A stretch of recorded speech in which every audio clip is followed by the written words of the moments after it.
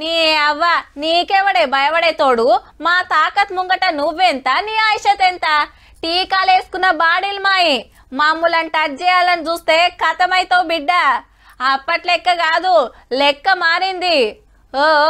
డైలాగులు జరంత ఎక్కువైనట్టున్నాయి వార్తలకు పోదాం పాన్రి ఇప్పుడు కరోనా ఎట్లున్నదంటే సింగపూర్ ను చుట్టింది హాంకాంగ్ ను అరుచుకుంటుంది థాయిలాండ్ లా తాండవం చేస్తుంది దినమింత కేసులు పెరుగుతున్నాయి చాలా మంది దావకండ్ల పడతాండ్రు దెబ్బకు అందరి మోకాల మీదకి మాస్కులు వచ్చినాయి చేతులకు శానిటైజర్ బాటల్లో వచ్చినాయి కాకుంటే పెద్ద డేంజర్ ఏం లేదు జప్పునే నయమైతాంది ఇక మన దేశానికి వస్తే కేరళలో 69 మహారాష్ట్రలో 44 తమిళనాడులో 34 మందికి కరోనా అంటుతే కర్ణాటక గుజరాత్ ఢిల్లీ రాజస్థాన్ సిక్కింలో ఆడో 5-6 ఈడో 5-6 కేసులు బయటపడ్డాయి ఎవ్వరికేం కాలే 4 ఒద్దులు జాగ్రత్తగా ఉండి గోళీలు వేసుకుంటే కథం ఇక మన తెలంగాణలోనైతే ఒక్క కరోనా కేసు గిన రాలే ఇప్పటిదాకా కుద్దు ఆరోగ్య శాఖ పెద్ద ఆఫీసర్ రవీందర్ నాయక్ సారే చెప్పిండు కొత్తగా వచ్చిన వైరస్ కున్న ఆ శక్తి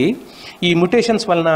తర్వాత మనం వ్యాక్సినేషన్ వలన మనకు ఈ ఇమ్యూనిటీ పెరిగిపోయి severe form of presentation of the disease ఉండదు హౌ అప్పట్లోనే అందరం 2 టీకాలు వేసుకున్నాం కొందరైతే 3వ సుత తీసుకుర్రు దాని పవరు బాడీలో అట్లనే ఉంటదట మళ్ళా ఇప్పుడు వచ్చే వైరస్ కు అంత బలం లేదట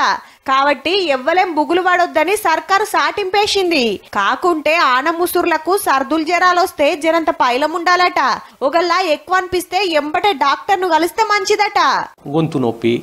జలుబు హెడేక్ బాడీ పెయిన్స్ ఫీవర్